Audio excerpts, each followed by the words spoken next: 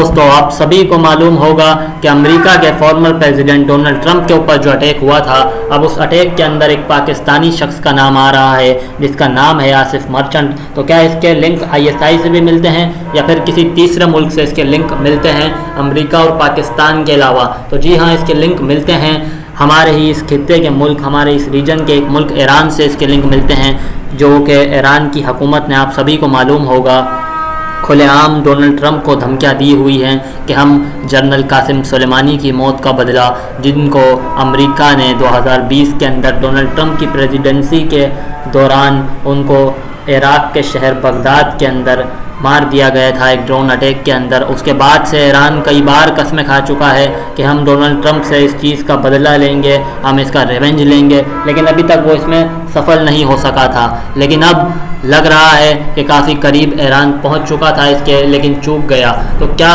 Asif merchant, जो कि एक पाकिस्तानी शख्स है, इसका ताल्लुक़ आईएसआई से भी है या सिर्फ ईरान से ही है? और क्या डोनाल्ड ट्रंप को मारने की जो इसको वसूली मिली थी ईरान की तरफ से, क्या उसमें ये सफल हुआ?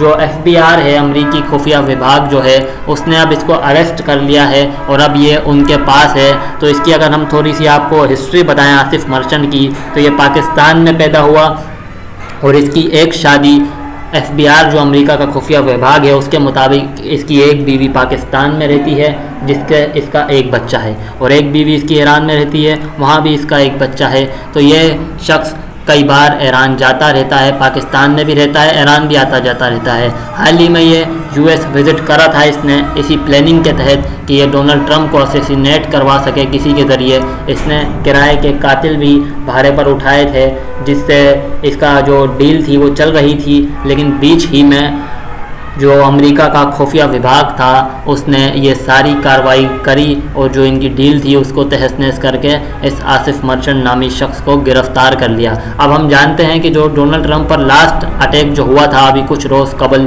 क्या उसमें भी इसका हाथ था? तो जो अमेरिका का जो खुफिया विभाग है एफबीआर, उसके मुताबिक अभी जो डोनाल्ड ट्रंप पर अटैक हुआ था इसमें इसका कोई हाथ नहीं था। ये एक जेन्युइन उस बच्चे की जानिब से ही, जो उस लड़के ने अटैक किया था, उसकी खुद की जानिब से ही किया गया था। खुफिया विभाग की तरफ से ये बताया गया है अमेरिका के। लेकिन आने वाले वक्त में, सितंबर के पहले हफ्ते में या अगस्त का जो अभी चल रहा है, लास्ट वीक जो आएगा, उसमें एक्सपेक्ट किया था अमेरिका की खुफिया विभाग ने कि ये अटैक कर सकता है। जो इसकी कार्रवाई से, जो इसके सबूत मिले हैं इसके ख़िलाफ़, उससे ये लग रहा था कि ये अटैक करता तो अगस्त के आखिरी हफ्ते में या सितंबर के फर्स्ट मंथ के अंदर ये डोनाल्ड ट्रंप के ऊपर किसी रैली के अंदर ही अटैक करता। क्योंकि जो लास्ट अटैक भी डोनाल्ड ट्रंप के ऊपर हुआ था वो पेंसिल्वेनिया, जो अमेरिका की एक रियासत है, उसके अंदर ही हुआ था। रैली के दौरान ही उस बच्चे ने डोनाल्ड ट्रंप के ऊपर फायर खोले थे। तो हो सकता था कि ये शख्स किसी किराए के कातिल को हायर करता और ये सब करवा लेता। और अमेरिका में ये सब करना कोई मुश्किल भी नहीं, क्योंकि जो दुनिया में सबसे आसान मुल्क अगर मैं समझता हूँ जिधर गन लेना आसान है, तो अमेरिका उन चंद टॉप के कंट्रीज़ के अंदर आता है जिनमें गन लेना बिल्कुल आसान है।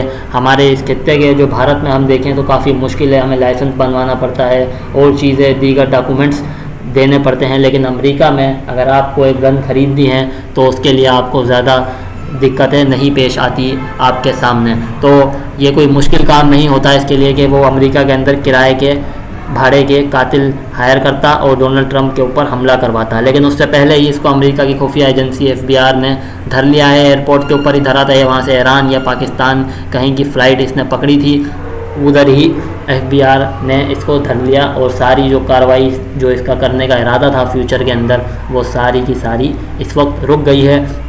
लेकिन जो बतौर एक मुल्क ईरान ने कार्रवाई करनी है वो नहीं रुकी। आज ईरान इससे नहीं करवा सका तो किसी और से करवा लेगा। उसका बदला जो उसको डोनाल्ड ट्रंप से लेना है वो कोशिश करेगा कि वो पूरी उस बात को कर सके जो उसने धमकियाँ डोनाल्ड ट्रंप को दी थी। लेकिन अब जब लास्ट अटैक जो हुआ था डोनाल्ड ट्रंप के ऊपर, उसमें जब अटैक की खबरें आई थी, उसके लिंक्स ईरान से जोड़े जा रहे थे, तो ईरान ने कई बार, उनके जो विदेश मंत्री के जो स्पोक्स पर्सन होते हैं, उन्होंने कई बार कहा था कि हमारा इस अटैक से कोई ताल्लुक़ नहीं। लेकिन उन्होंने ये भी कहा था, हम चाहते हैं कि डोनाल्ड ट्रंप के ऊपर कार्रवाई की जाए, अमेरिका की जो कोर्ट हैं वही इनको सज़ा दें, हम उस पर जानलेवा अटैक नहीं करना चाहते। हालांकि माजी के अंदर ईरान कई बार धमकियाँ दे चुका है डोनाल्ड ट्रंप को मारने की। तो अब तक के लिए इतना ही। लॉन्ग लीव दी क्यूरियोसिटी।